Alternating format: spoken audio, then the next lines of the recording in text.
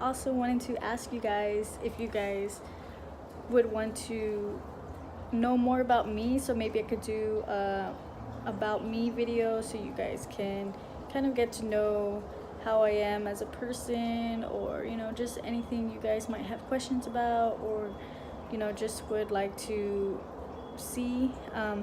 Like I said, I also post videos about me as well, like my fitness journey, only because I want other people, in my that might be Mexican or Hispanic, that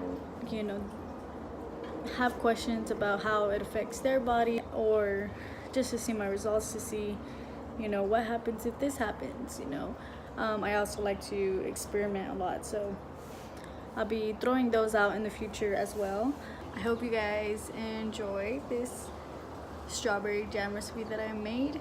I did try it with butter on a biscuit that I made, and I also did try it with the peanut butter and jelly, which is one of my favorites that is very hard to get on keto. So I thought it came out pretty well, and it just went so well with peanut butter though, just saying.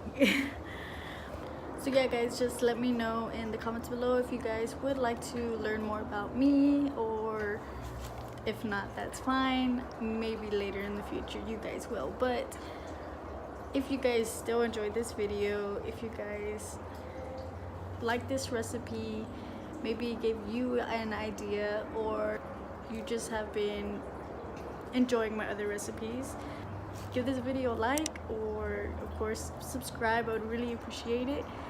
And I try really hard to make these videos every Friday so that you guys can have something to watch, have something to try. And thanks for watching. I'll see you guys in the next video. So as you can see, just 3 ingredients, and technically 4 with the water. But so we're going to start off this with some 7 strawberries, just to keep it as low carb as possible. And you're just going to chop those up into flat pieces, and then you're going to be putting it in the pan and warming it up.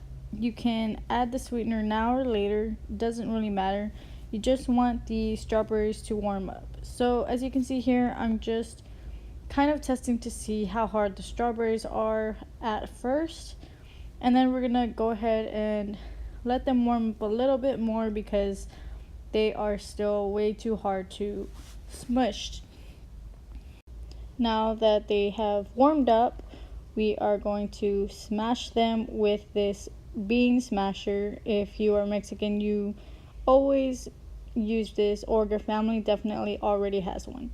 If you don't have one, you can always use the bottom of a jar, something kind of like round, not too flat, or has some weird edges on it. Just anything that's round enough that will just do the job. So I did put this at a medium-high heat, and you just want to make sure that the sugar just dissolves in with the strawberries.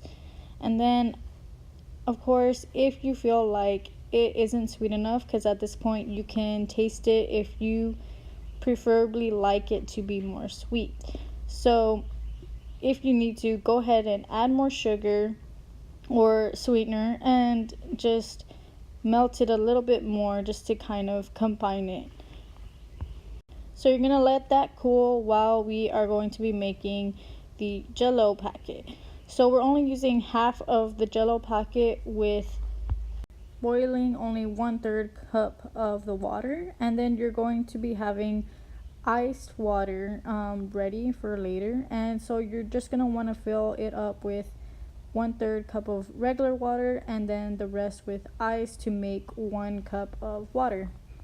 So now that the first 1/3 cup of water is all nice and warmed up, or boiled as I should say, you will then be adding half of the packet of the sugar-free jello packet, and then you are going to be letting it dissolve into the water and you're just gonna want to keep stirring and stirring until you don't see anything like powdery or anything kind of at the bottom. You just want it to be like very liquid texture only, and so just keep letting it dissolve. You can also add a tablespoon of sweetener here if you want the sweetener to be all around good mixture into the jam.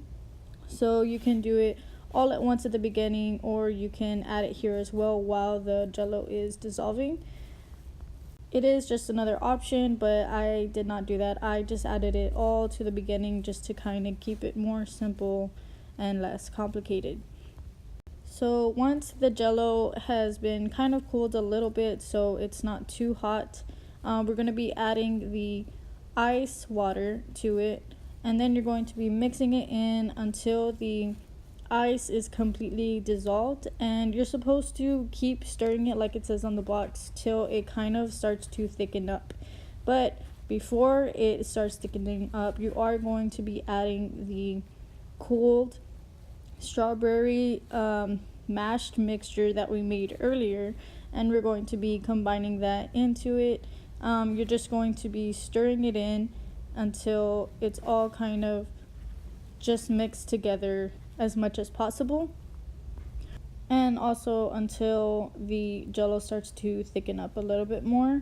I actually didn't have enough ice whenever I made it, so mine did not thicken up as much as I had hoped, and the refrigerator that I happen to have at the moment does not work that well. So I tried to stick it in the freezer, and it was just not hardening up as much as I had liked. So I would recommend probably putting this into the freezer for a little bit, letting it harden up more until it hardens up, and then you can put it in the fridge after. So as you can see, I was transferring the liquid from the pan into the jar, and this made about 1.5 cups.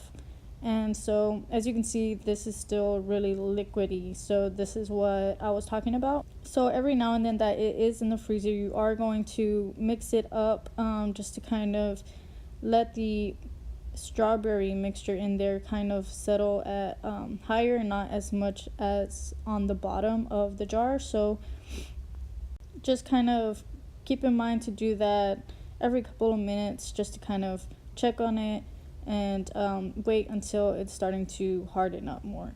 So then once it's done kind of getting that jello-y consistency, this is how it looks. So this was my not freezer jello, but it still came out jello-y, which was awesome. So it kind of has that jam look, which is what I was going for. So if this isn't sweet enough, it could also just be the strawberries that you picked, but if you do try the jello by itself, you are going to taste a little bit of the jello strawberry in there. However, if you try this with peanut butter and jelly instead of this butter, it's gonna taste just like jelly, and it's gonna be awesome. So I hope you guys really enjoyed the video, and watch my last one if you guys didn't get to already.